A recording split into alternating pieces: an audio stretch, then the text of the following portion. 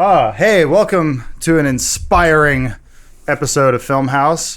Powerful women, powerful men talking about powerful women. That's what this episode's about. What about Elise? She's on her phone. He stands by his words. Anyway, I want to remind you guys this episode is brought to you by Blue Apron. They're offering a pretty cool deal for our listeners. More of that later. We also have an interview that Bruce and I did with the creator of Mystery Science Theater 3000. That'll be at the end. But first, we're going to talk about our review, official, of Wonder Woman. We're going to knock that Rotten Tomato score down. We are? It's too high. What's the score at right now? Dumb, stupid. 93, right? 93? Some fun facts about Wonder Woman. 93% of Rotten Tomatoes, both That's pretty good. audience and critics. That's pretty good. actually pretty damn good.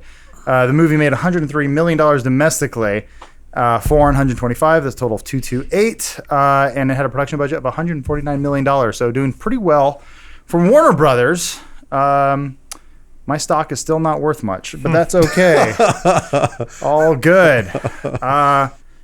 So who has the most polarizing thoughts on Wonder Woman? I guess, I am of the opinion that it was a good movie. You don't like women. That's true. I've heard that about you. I guess I should disclose I don't like women. Okay. I thought it was one of the better superhero movies, but I don't think it was the best. What do you think is the best? Spider-Man 2. Okay. Not amazing 2, just 2.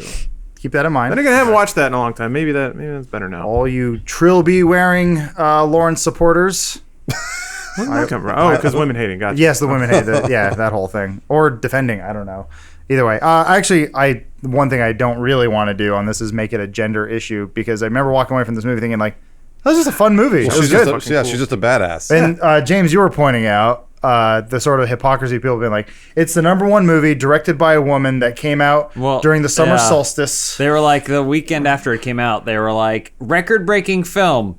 If you consider that it was directed female director like that in the superhero genre, and they kept clarifier left. I was like, well, it's because as a general rule, Hollywood doesn't normally let women direct movies this big. So this, I mean, not to diminish its record, it's cool, but it's a weird thing where it's like, well, yeah, because if you give someone a fucking opportunity, it'll shatter the record. No one goes most money made by a male director. Right. Well, there's nothing else to compare it to. Yeah. They have, it's like Hurt it's Locker. like most money made by a woman director. It's like, well, women aren't getting opportunities in these roles to be making movies, so there's no other women to compare it to. Of course, she's going to have the biggest opening. As the resident Trilby, I guess I must say that if women really wanted to, they would have earned the right to direct a movie before now. Yeah, I'm sure. Don't hit me.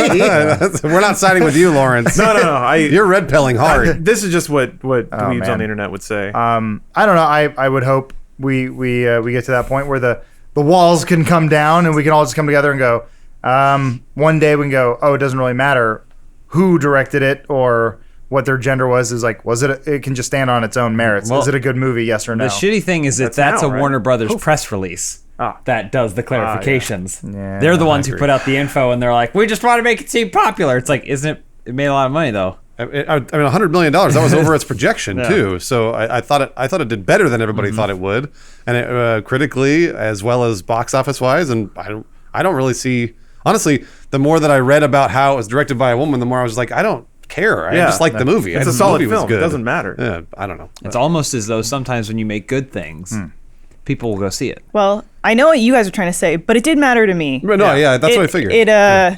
And I do like talking about it genderless because I think it's a great movie that stands on its own merits, whether it would have been a male hero or a female hero. But this movie matters a lot to a lot of people and a lot of women. Yeah. And I had goosebumps for so much of this film because there were so many parts that I had never seen things like that in a movie represented by from a woman before, and it was really cool for me from that aspect. I really liked it. I would also add that the movie itself doesn't intend to be gender neutral. There are several moments where they say things specifically to her that are like gender centric, where it's like, listen, this world doesn't deserve you, like, and stuff like that. And these are like communication guidelines that are generally associated with speaking with women more than it is like, no one says to Spider-Man, this world doesn't deserve you, Spider-Man. Make sure they earn you, Spider-Man. And it's like these are similar messaging to a more female empowering kind of structure. And that's one of the things I liked about it, because while I think that, yes, it was a good, if not great superhero film, what it does, other than the other just kind of middle to high ground superhero films, is it strives to be important to some capacity. It strives to have some sort of meaning. So I too like Spider-Man 2. I like it as well. I think it's really good, but there's really nothing about it that you can learn from. Yeah, it's just a movie.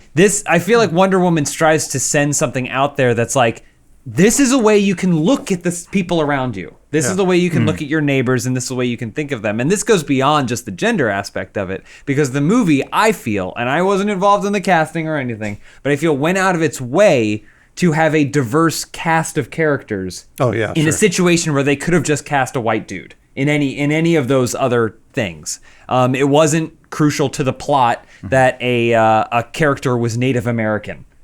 It wasn't important. I thought it played into. I mean, yeah, I agree. It didn't. It wasn't a pivotal point in the plot, but I thought it played into the theme of the movie very well. Well, that's what I'm saying. yeah, Though. yeah. It was all about like, why not? Why can't we have someone like that in this film? And so I appreciated that aspect of it, because it felt like along the way they were like, we should do something that showcases those that aren't always showcased, and shows how important and how simply they can be integrated, as opposed to being like, we need a Native American because he needs to bring us to the chief so they can smoke pipe and then like get go on a vision quest to figure out the next stage of things. Well, no, he's just there. That's been happening in the last few years, which is I think to Hollywood's credit, which is kind of a weird thing to say, but like The Force Awakens and Suicide Squad, those are all like diverse casts that they didn't say like Slipknot. There wasn't a reason for it other than that they were just diverse. I think the diversity, the token diversity, I think lately comes from a lot of Chinese actors getting thrown into film, probably for Chinese box office returns. I guess Donnie Yen is the new golden ticket. Was Chow Yun-fat before him? I don't know. I think that casting, I think it's the mark of really smart writing when there is something like that could be a particular thing, but actually plays into meaning. So Chief, in particular, does make the point that, I've been fucked over by people. We've all been fucked over by people to some degree, and to a large degree, that's a lot of the meaning of the film that I can't really attest to, living life on easy mode as I do. But I did really like that there were a couple of throwaway lines that even good people can do bad things. So Chief lost his land to the good guys of the movie. Who are now the good guys that then can be the bad guys in another context. So I think the theme was, both subtly and obviously about the subjectivity of morality and how a pure God can come to terms with that, how human beings can be really gray sometimes. Yeah, when she's trying to comprehend that, why is man at war with one another? There's division within man. Like, shouldn't all man be standing united against like their greater threat? She has a difficult, when he's trying to explain the war to her, she's having a difficult time comprehending that. And I think that's the message of that too, is like there are all those like micro, we are all human, but then there are all these like micro divisions between us. I liked all the themes from it, but the superhero theme I liked the most from this movie, and what I liked most about her character, was not that she was a woman, but that she was not whiny or dealing with some sort of inner turmoil because, like, oh, boo-hoo, my parents died, or somebody was like, yeah, nobody, Wonder Woman, you'll never amount to anything. Like, it was kind of like Moana in the way where, like, she was a badass, she knew it, she kind of just wanted to leave her home to do something greater, and something that she felt like she needed to do. It wasn't because people were telling her she couldn't. And I really liked that it was just her wanting to be a hero and her being and wanting to save people. It wasn't like, I need to find who I am inside. It was just like, she's like, no, I need to protect people because people need to be protected, those who can't protect themselves. That's DC, that's Superman. That's the way Superman plays out. It's Superman, but then he's still dealing with his own heritage. Yeah, he's got his own. Yeah, I know, but either way, he's always been like, I need to save people. But he also brought upon a large destruction of buildings the earth breaking and stuff because he was longing for his family. Because he went searching for them, so he activated a spaceship. That brought Zod over and said, hey, thanks for activating it. Now we're going to terraform this planet. He goes, oh, no. If he had never touched that spaceship, everything would have been fine. His curiosity created the problem that he had to solve. Whereas nothing Diana did really, it was I don't know. She basically got spoilers. We're talking about the movie, but one of the main characters dies because of her intervention. But she was trying to stop the deaths. She ended up saving millions. They pretty much say that in the movie. Yeah. It's like you saved about 30 million lives. Well, yeah, and she had the fortune of fighting in a war versus Superman, who wasn't fighting in a war at all. So that He brought the war here. Fighting terrorism. Well, yeah, and that's the thing is that's the difference with Superman is that Superman was always just trying to save people, and either way they're both gods. I also like how it's a fish out of water story, but at no point does she seem dumb. Does she like, ooh, what's this? And she like runs over or whatever. Like Gets hit by a car. It's more like she's you would think there would be some sort of scene where she crosses the street and then a car goes beep beep and crashes into her, but then it just folds around her or whatever, and she's like derp. But she doesn't do any of that. Like they make a point to say, no, she's very well read.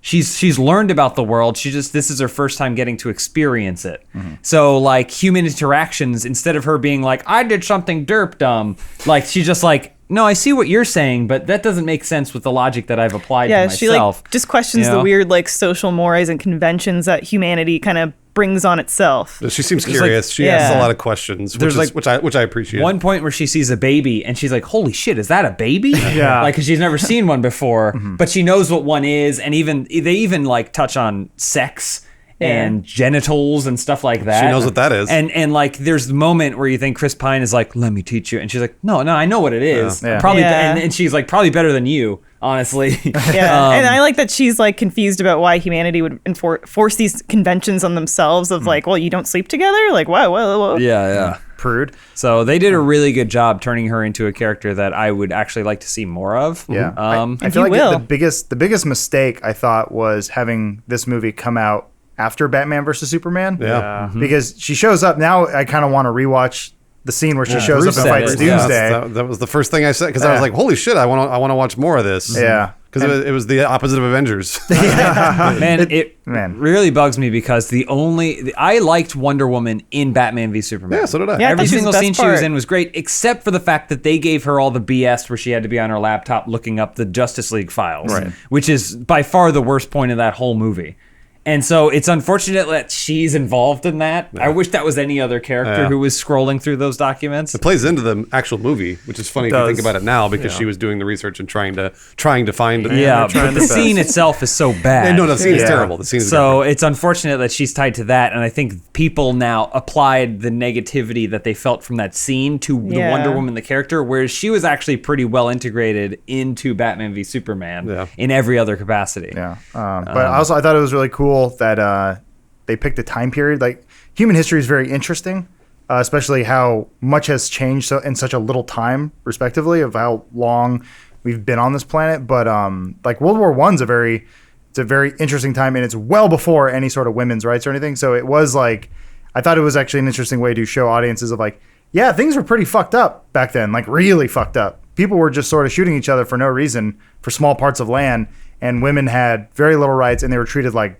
dog meat. Like and then have her come out, who's a god, who basically says, no, you don't treat me like this, and everyone be like, oh, how dare you? Oh, dear. The only They thing drink that's their tea. strange, and this is not a nitpick on Wonder Woman itself, but the fact that DC is trying to make a cinematic universe, tonally, this movie is kind of in its own place. It doesn't fit in with Man of Steel or Batman v Superman, and so I'm very curious how it's going to change. But then it's also, she did a lot in the past that you would think would have affected how what the world became. Oh, I see what you're saying. But based off how it's portrayed in Man of Steel and Batman v Superman, it isn't that. Well, she just so much. disappears. She disappears after this whole thing. Yeah, apparently, I know. right? But so she just disappears and she's like, World War II, who cares? Like, I know. that's not You're a big deal at all. You You're know? absolutely right. And I thought about that. Well, they make a actually pretty good point of that in the movie where, spoiler, Ares is in it. And Ares, the god of war, is supposed to be influencing man to be fighting. But he pretty much says in the film, like, I don't have to do anything. Humans they're going to do this anyway. Mm-hmm. I can whisper things and maybe they'll do something, but like, this is going to happen no matter what. And I thought that was sort of her realization of like, she can't just kill a god and have war go away. Well, I no, see. but the scene after that is immediately her realizing, well, she can't turn off the switch, but she can still be an influence for good on the opposite side. Sure. So I'm curious what she did during the other major historic events where bloodshed and killing happened post World War One. There'll be a throwaway line probably in Justice League about how, why she receded into the shadows or whatever. And that's not a criticism on Wonder Woman. It's a criticism on the architect of the universe, because they clearly are piecing it together after the fact. Yeah, she'll be like, I was investigating the Suicide Squad and the great great grandson of my Killer Croc. I wish Killer Croc. Yeah, that's re-add a scene in Suicide Squad when Diablo's telling the story about how much, like, the only thing that mattered to him in his whole life was his family, and then he goes to spank his wife on the ass, and then Wonder Woman comes and grabs him. Fuck off, you shit. I love her, man. Yeah, it's just the only thing that makes me cool, man. I killed her. And then I burned her for no reason. James, something you said is really interesting to me. The fact that this movie is totally different than Man of Steel or Batman v Superman. It totally is. Because in this iteration of DC, Batman and Superman are kind of anti-heroes. Superman is like the scary version of Superman. Like, he could destroy the world. He's really powerful. He doesn't know what to do with it. He's definitely not the, like, American, I hope this experience hasn't put you off flying, like Christopher Reeves, all-American good guy. And Batman is even more deranged than Batman usually is. Yeah. So you have two versions of DC heroes that, I mean, Batman was always a darker anti-hero, but Superman has even been knocked down a rung or two on the purity scale. So it's so refreshing to see a movie from a hero that, like Elise said, is pure. She is a hero and she wants to help people, and it's not like the only problem with her is her accepting the fact that it can sometimes be a little more complicated than killing the bad guy. Yeah, and I was going to say to what you said, Lawrence, about Superman not being necessarily like the American badass. In the sequel, they're taking Wonder Woman to America, Patty Jenkins has said.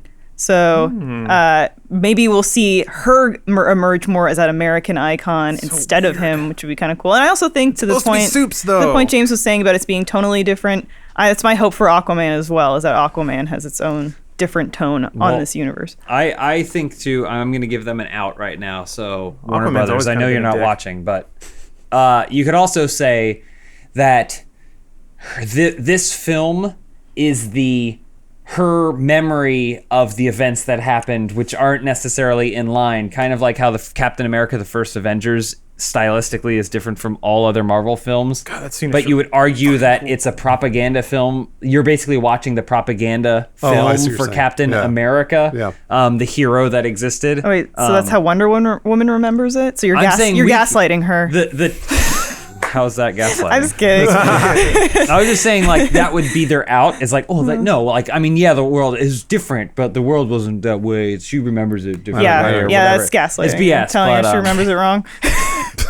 I'm just kidding. It's just funny. This funny gender stuff. Just gender humor, that's all. Yeah. We gave you Wonder Woman. What else do you want? Man, We let you have. I I did like that they cast an actress who isn't like straight North American white person. Yeah, it's great. Yeah. It's Like, really it's great. pretty cool. The fact that Wonder Woman has an accent Yeah. the whole movie. I like The that only too. thing that bothered me is the production side of things, where I was like, man, every fucking actress that had to work on the mascara or whatever had to learn Yeah. Gal Gadot's They had to have Israeli like, accent. accent, Yeah, the Israeli- and they're all like, wish we didn't have to talk like this, but they cast Israeli as Wonder Woman. I think it's cool. I like that aspect of it, that they didn't have to Americanize Wonder Woman. I was She doesn't fine have with to be it. an American hero. I like that. A lot of she's a people god. bitched about it. I was fine with it because I think Superman's probably going to come out more as the American side of things. At least he did Man, it I hope so. at the end of Man of Steel. But Except he's an alien too. Yeah. But when the whole Death and Return arc is that he comes back different, like broken somehow. Well, So if they they had the do forward. that. Sorry? If they do that. Yeah. Because, I That's what mean, that they'll do. played Who into knows? Doomsday, and they already Yeah, they blew that one. wad. Yeah. Well, they might make another actual Doomsday or whatever. oh, I mean, please no. his backstory's Please kinda no, don't stupid. do that. As long as they fight at night and I can barely see what's happening, well, that'd be and cool. every attack is an AOE blast effect that reminds me of Ang Lee's The Hulk, where I Yeah. can't fucking see a thing. To Wonder Woman's credit, there's a lot of good action in it. Yeah. And Yeah. I appreciate it that, this doesn't have the budget that the other big DC movies have had. And so 149 is nothing to you can scoff kind of at. see that. That's mummy money. You can see that though in some of the effects. Yeah, you can. Absolutely. But they made an effort to figure out, why do we want to watch her fight as opposed to Superman or Batman? Yeah. And it's really good because the style that they came down with is like a hand-to-hand. It's acrobatic. It's acrobatic. It's like really Cirque du neat. Soleil fight, sliding around, like, and it's it's- you know, it's feminine but powerful. It's graceful. It's very graceful, very exactly, graceful, yeah. which I really like. And so I appreciated that because I was watching it going, they must have had so many meetings. They're like, how can we make Wonder Woman do this in her own way? Yeah. Versus Superman, because Superman's just like, busting people dudes through against buildings. vaults and shit like His that. is good too because awesome. it's like brute force. Yeah, it's like Green Beret. And that's awesome. Like I love it. I think this movie and Man of Steel are relatively similar when it comes to action arcs because it's the middle fight with Wonder Woman was fucking awesome. Oh God, so cool. It's so badass, and it's all relatively practical. I know that Man of Steel wasn't quite practical, but it was at least on a smaller scale. Whereas Man of Steel, when it got larger, to me, it lost a little bit of its magic. And it's the same with Wonder Woman for me. At the end of the movie, there's a larger fight that became, like James always says, beam fights, which is like, there was a couple here and there that were a little too big, and the effects became a little too CG, and that affected my opinion, but not very much. I still really enjoyed it. I still like the style of it. Same with the Marvel movies. Marvel movies have the same general flaws, but if you get the tone, you like it. I could tell the parts where they green screened her stomach because she was pregnant. I didn't like that. I'm just kidding. They had to do like reshoots. They did, later yeah. when she was Kicked her 5 right in the months baby. pregnant. Wait. So they put She was actually pregnant during the movie? a couple of for reshoots. reshoots. Yeah. So they put a little green screen section over her belly, Man, so that way they could do it. And I was like, that's really, really cool. yeah, Damn. it's really funny. Anyway, so final thoughts. I walked away like not loving the movie, but at least I think it's probably the best DC film that's come out I would agree. thus far. I would agree. Having really liked parts of Batman vs Superman and disliking most of it and not liking Suicide Squad. What about Man of Steel? Man of Steel, I go back and forth on. It's like 50-50. Yeah. I feel like the fight stuff with Zod is awesome, or like any of the the Kryptonians. It was like sweet Dragon Ball, but yeah, I mean this is by far the best one. It felt more inspirational to me, which I like, which I've always liked in hero stories. it also felt Yeah. fun. It Yeah. didn't drag you through the mud before it gave you some sort of payoff. Chris and, like, Pine and Gal Gadot had a fantastic chemistry. Yeah. Man, they were great. Well, it's like in Batman vs Superman when she's fighting at the end and she's smiling because Yeah. it's like she's such a badass. So She loves it. She's Yeah. not fighting with a smile. Yeah, It's she great. loves it. Yeah. I think even in the context of this film, I think you could also apply the idea that she found a pure evil thing to fight. Oh, yeah. So it wasn't complicated. Right. She just got to fight and kill the bad thing. Yeah. So I think she was probably enjoying that too. I loved it just because when I was in the theater, it was so wonderful. There were certain lines like the "They don't deserve you" line, where every woman in the theater was like, just that collective rise was like, this is great, man. What an experience. You don't get that in any Well, other I think of movie. the part where she's a little girl and she sees all the Amazonians fighting and she's up there fighting. Yeah. I'm like, I'm sure some little girl walked away doing that. Oh, I'm like, sure. that's I cool. did that when we left Moana. Remember, James? Yes, but you're a 35-year-old woman and you're on your way out. Elise isn't 35. She's What? 22. You lied on your resume. Elise isn't on her way out. I thought this was Well, there we have it. said The that? community has spoken. I had really, really liked it. Like I said, I had goosebumps for a lot of it, and I enjoyed her character, and I'm really excited for another movie. I really thought Chris Pine was great too, and I was. generally don't really. Just pretty indifferent about him. Man, I love Chris Pine. Yeah. I generally am kind think of like he's whatever, great, but I yeah. thought his comedic timing was fantastic and everything, and he was great. And even his assistant, who in the trailer when she does her little dress line or whatever, kind of feels obnoxious. She was fun in the movie too. I What did thought, you hate? That was your least favorite part. I told you guys about that insert shot where she just pulls puts her sword away. That was kind of weird. There were some parts where it was just expositional dialogue in certain scenes that kind of dragged a little bit. But overall, I enjoyed it a lot more than Iron Man movies, the second Thor movie, Ant-Man. There were a lot of Marvel movies that I liked it more than. Okay. All There you right. have it. Well, cool. Well, thank you, guys, for sharing your thoughts on that. And Also, that animated painting sequence was fucking badass. that was actually pretty cool. I Oh, want yeah, a it's whole movie that cool. looks like that. It's like the first time that the whole Greek imagery thing they have going in the DC movies actually Yeah. felt cool and interesting. That was great. And if you guys like slow-moving Greek art, you're gonna love Blue Apron, who is sponsoring this podcast. I want to remind you that Blue Apron is the number one. What's that? Nothing. Okay. Blue Apron is the number one fresh ingredient and recipe delivery service in the country. I believe most of us here use it at this point. I'm getting my fresh batch today. We're making some fun stuff.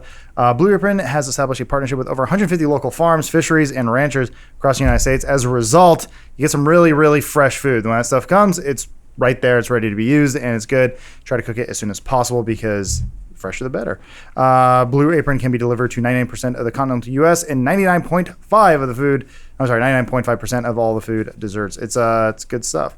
So a lot of good notes here. I mean, I'm just going to talk from personal experience. Jess and I have been doing it for a little while. I know Lawrence has been doing it much longer. James and Elise, you guys have been trying out the service for a while. It's great. I think it's a fantastic alternative to A, going out to a fancy place, and B, shopping for groceries and having a lot of leftovers, because they give you all the ingredients that you need right there. Granted, you should have some salt and pepper and a little bit of olive oil and some pans to cook, but it makes cooking super easy. So I cannot recommend it any more than that. The featured upcoming meals coming up are going to be the warm smoked trout and asparagus salad with fingerling potatoes and garlic croutons. Take the next one, James.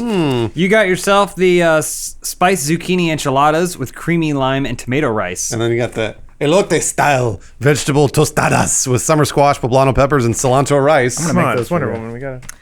Please come And then you had the peach honey glazed chicken with mashed sweet that doesn't have to be potatoes, Spanish. collard greens, and Thai. That's a Gal Gadot accent. Oh, that's really okay. Thank you, Gal. Well, Bruce was doing it, so I thought I'd go for it. The That's because I mascara. had tostadas. Oh, man. I know. I just want to make it funny. So Blue Apron, it's delicious. It's affordable. Basically, for less than $10 per person per meal, Blue Apron delivers seasonal recipes along with pre-portioned ingredients that make delicious home-cooked meals. There's plenty of variety. It's always flexible and guaranteed. Big fan over here among all of us. Bruce doesn't cook. I'm going to cook for him. Yeah, if you ever want to cook Blue Apron for me, I'll absolutely eat it. Will you cook it with me? Seems like a bad deal. Naked. No. Cook it together naked. No, I won't. I'll Okay. sit in your living room and wait. I feel like we should do like a cooking class with Bruce because he doesn't cook. He knows how to cook. I don't like. I know how to chooses cook. not to. I know how to All cook very few things, but I don't want to. All right. Well, we're gonna get Bruce in on I this. was gonna say Blue Apron is probably my easiest entry point. That gave me a Absolutely. great idea. Yeah, I'll tell you later. Oh yeah, one thing I didn't talk about either. They give you step-by-step instructions. It's the easiest thing in the world Yeah. to do. They even they bold the parts that you really need to pay attention That's to. what I would need. And they have pictures of what it's going to be. They show you the ingredients that you need. It's all there. It's super easy. So for our listeners and viewers, check out this week's menu and get your first 3 meals free with free shipping by going to blueapron.com/filmhouse. That's FILMHAUS. You will love how good it feels and tastes to create incredible home-cooked meals. Blue Apron. So please do not wait. That is blueapron.com/filmhouse. Blue Apron is a better way to cook. Their words, not mine, but I agree with that. 100%. So that pretty much brings us to the end of the review part of the podcast. Like I said, Bruce and I did a brief interview with the creator of Mystery Science Theater 3000, Joel Hodgson. Bruce, thank you for setting that up. Oh, That was no awesome. big deal. I was just excited to talk to Joel because I've been watching him for 30 years. Cool. It was crazy. So we're probably going to put up just like a portion of that, and if it runs a little too long, we'll probably have a click out for the full thing. It was a brief interview, but I think it went really well, and we learned a lot. So thank you guys for watching, and we'll see you around. All right, how's it going, you guys? I'm so sorry about the snap. We're so busy right now. We're getting ready for the live show. Oh, don't worry about it. It's totally fun. Yeah. Yeah. Nope. So we're getting ready. The clock is ticking, and their show goes out. Like right after the 4th of July. Yeah. No, for sure. It's all right. It's all right. We were going to talk for like 10 minutes if that's all right with you. Yeah, no problem. Cool. I just want to say thank you so much for taking time to talk to us. Bruce and I are the biggest Mystery Science Theater fans here. Huge so fans. it's Yeah. Thanks. Congratulations on your success too. That's really cool. No. You're the one who made Mystery Science Theater. Oh, that's right. I keep forgetting. Yeah. I was going to ask you kind of the first question out of the gate is in terms of like Let's Play content, have you seen any YouTube videos where you're watching people play video games? Is that something that have you watched at all on YouTube? Yeah, sure. So Yeah. the way I always saw Mystery Science Theater is kind of like birthing that genre. And I don't know if you ever saw those two correlate. Is that something that you ever thought of? Well, I mean, yeah, I think so. I mean, Mystery Science Theater's been around almost 30 years, Yeah. so it's kind of like I get the connection, and yeah, absolutely, and it's fascinating. It's fascinating, like just even watching people like play in Gary's mod and like talk. You know what I mean? It's fascinating. To me, it's I guess it's similar, but I don't know. I guess maybe MST is a more formal version of that, It is. I guess, because back when I started it was like the original premise was I actually felt what I was doing was probably illegal because I was going to be riffing on someone else's work. Yeah, we know that.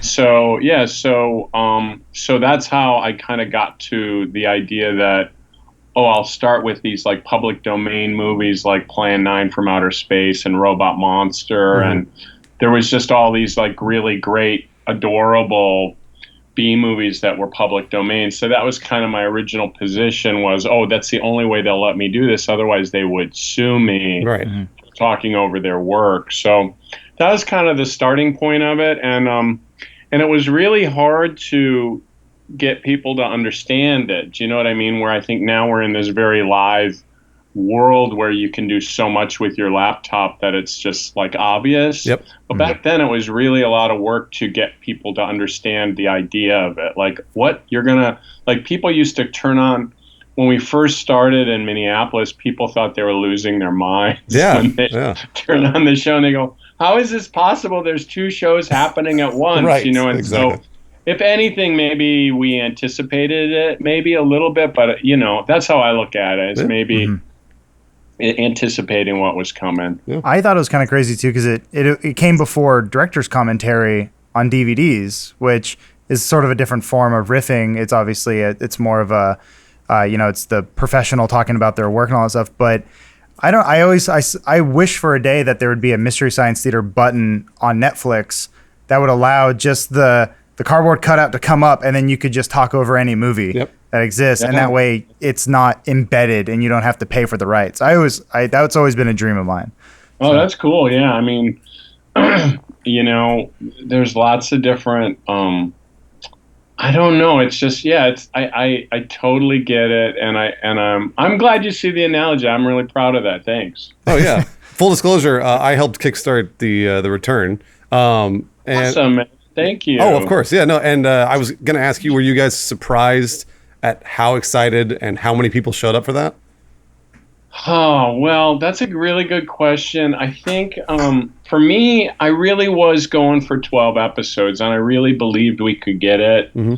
I think looking back, I think I was probably pretty naive thinking that, but I'm really glad it worked out because if it wouldn't have, it really would have kind of hurt the brand. I think like we were going for 12 and we only got 6. Yeah. I think people could kind of look at it like, oh, well, you only got halfway there. Good luck, So I kind of believed it, and that was based on doing all those cinematic Titanic shows. So we did like 100 live shows, performed for like over 100,000 people, and so it was kind of predicated on that. I knew enough of those. If we sold that many versions of the show, like for example, if the average person who spent $100 to go to a cinematic Titanic show bought a couple of tickets, went out to eat, got a babysitter, we could get that same amount of money. So it was kind of a naive back of the envelope kind of calculation, but it worked out because we have awesome fans. Yeah, absolutely. Are the talks with Netflix still happening? Is there like maybe any talk of a potential second season? Oh yeah, absolutely. It's looking good, but again, it's I couldn't tell you one way or the other. But I think because of little things, like there was just an article on Business Insider, like the top 24 Netflix shows based on critics. Yeah. They basically based it on Rotten Tomatoes, and there were 24, and Mystery Science Theater was the top one. Oh wow! Even beyond House of Cards and all the other shows they had. So I think things like that are probably help them kind of go, oh, it's an inexpensive show, but it does well and people like it. So I hope that helps. But of course they know how many people are watching it. We don't. I was going to say, they don't tell you that stuff, do they? Yeah, we don't know. So it's all predicated on their perception of the value of it. We hope that's happening. We hope they think it's worth it. Yeah. Cool. Well, I hope this is the perfect time for it to come back. Like we said, you guys started something years ago that has become the norm, and now it's come full circle. And I really hope that people of our generation and younger sort of get this format that not everything has to be a joke right away, and it's like sitting down and watching a movie with your friends, Yeah. and it's the longest joke in the world, and it's by the end of it, you're always just in a very like delirious laughing place, and it's like I feel like that's something that people can finally appreciate in some way or another. So thanks for bringing it back. Well, absolutely. Thanks. And that is, I think, how people watch TV now too, where you have these really deep shows that last an hour, like Game of Thrones and House or of Mad Cards. Men or House of Cards, Yeah. and so people are really. It's like the golden age of TV, and I think in a way MST represents that as far as comedy goes, just with a nice long. It's a deep dive, Yep. kind of like a deep dive with that. But I really appreciate it, and I also want to hype that we're doing a live tour that starts right after the 4th of July weekend. It's a 29 city tour. And so check it out. It's on mst3k.com. We'd love to come out to one of those shows. You guys are going to be in LA, right? Yeah, for sure. Okay, all right. We'll be there. Good. Yeah, we will definitely be there. Yeah, that's awesome. Thanks again, Joel. We really appreciate you talking to us. Well, thank you guys. I really appreciate it, and congratulations. Oh, thank you very much. Thank you. And Yeah. Congrats to you. Yeah. Thank you so much, Joel. All right. All right, we'll see you. Thanks. Bye. Bye. Thanks again, Bye. Joel. Bye, guys. Thank- Oh no, I hung up on him. People have tried the Dooku in different forms, but like, there's never been this much money behind it. Well, don't forget about Penny Dreadful. Yeah, Penny Dreadful as Penny well. Dreadful is got all of them, right? is the LXG that is not terrible. Now, that we should put Alex G. Dooku. Throw Alan Quartermain in there. Oh my Mick gosh! Morton, when you rearrange the letters, spell